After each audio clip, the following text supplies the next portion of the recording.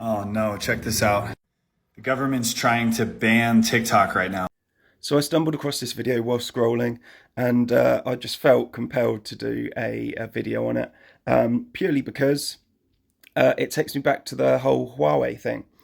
Now, what happened with Huawei, the phone manufacturers, is they basically became so good. They made phones that had brilliant specs. They were comfortable, nice to use. They worked very well with scrolling and gaming and everything. They were just brilliant phones, and so many people started to realize that and were buying them.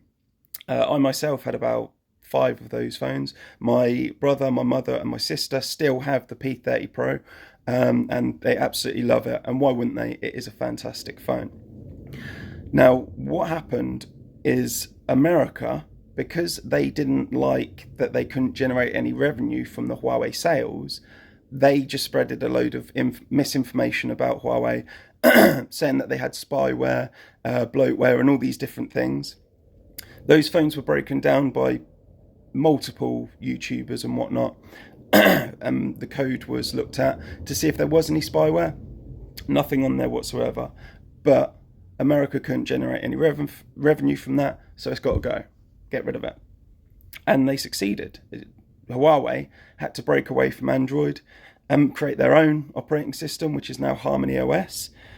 Doesn't have YouTube, doesn't have Google Maps, has nothing like that on it. It's completely separate. So if you're fed up with Google, if you're fed up with Apple, anything like that, go for a Huawei phone. It's a completely different operating system. Okay?